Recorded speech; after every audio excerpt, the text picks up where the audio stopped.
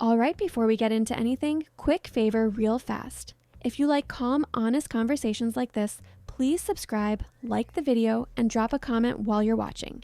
It helps the channel way more than you think.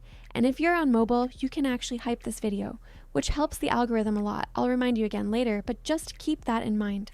Okay, now let's talk. So, Daniela from KATSEYE finally went on Weverse to clear up all the backlash that's been following her. And honestly, it needed to happen. This situation has been getting dragged, twisted, and blown up in ways that feel really unfair. So let's slow it down and actually look at what she said in her own words instead of internet telephone. After all the hate she's been getting over liking Playboi Carti and comments questioning her background, Daniela sent a message directly to fans. She said, and I'm quoting exactly, "Hi loves, I want to clarify a few things. Just want to call out that I do not support or condone the actions of this artist, and I was not aware of their actions prior. Supporting an artist's music does not mean endorsing their personal behavior, and that distinction is important." That alone already addresses the biggest thing people were attacking her for. She clearly said she does not support or condone his actions, and she wasn't even aware of them before.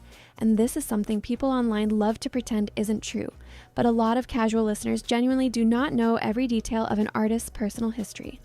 Liking music does not automatically mean you're co-signing someone's real-life behavior, and that's exactly the point she made. Then she went on to address something else that honestly should never have become a debate in the first place, which is her ethnicity and background. She said, "I also want to address the commentary surrounding my background. I am mixed. On my father's side, my family has roots across Europe, including Germany, Italy, and Spain, with my grandmother being from Spain, my grandfather being German, and my father born in Venezuela. On my mother's side, my family is 100% Cuban, which is where the majority of my Latin culture comes from. This is my real family history, and it's disappointing to see it questioned or turned into something negative. This isn't something for people to debate, mock, or ridicule. It's my heritage, and I would like it to be respected. Thank you." And I really want people to sit with that. This is her real family history. This isn't a concept. This isn't a think piece. This isn't fandom drama. This is her actual heritage, and somehow the internet turned it into something to pick apart and weaponize. That's not accountability. That's just disrespect. What really bothers me about this whole situation is how quickly people jump to calling her problematic, saying she should apologize, saying she's a bad role model, saying this could ruin KATSEYE, all because she said an artist's music helped her through a hard time. That phrase alone is so common. People say, "Your music saved my life," all the time.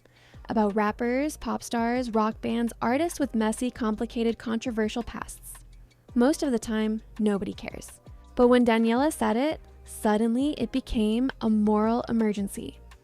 And we can't ignore the pattern here. Women, especially young women in idol spaces, are held to this impossible standard of moral perfection. Every opinion has to be clean. Every interest has to be approved. Every feeling has to be explained. Meanwhile, the actual men with the history barely get the same energy. That imbalance is loud. It also feels like people don't actually want a conversation. They want a target. First, it was how she dances. Now it's the music she listens to. Next, it'll be something else. And that's not protecting anyone. It's just tearing someone down. You are allowed to feel uncomfortable with an artist. You are allowed to choose not to listen to them. You're allowed to have strong feelings, especially if certain situations hit close to home. But turning that discomfort into hate toward Daniela makes no sense. She didn't commit the actions people are upset about. She didn't defend them. She didn't dismiss them. She literally clarified her stance calmly and respectfully. And honestly, I respect that she even felt the need to explain herself, because she didn't owe the internet her family tree or a morality report. She shared it because the noise got too loud, and that says a lot about how intense the backlash was.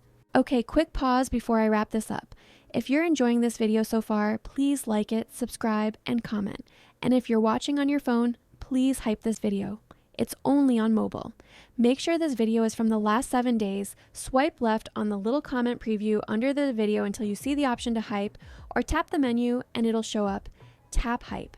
That one tap genuinely helps push the video so much. To close this out, I think Daniela said everything that needed to be said. She set boundaries, she clarified her words, and she defended her identity. Whether people choose to accept that is on them, but at some point, the internet has to stop confusing criticism with cruelty. If you watched this entire video, comment this phrase so I know you stayed till the end. We love you, Daniela. Thank you for watching, thank you for listening, and as always, keep it respectful in the comments. I appreciate you so much.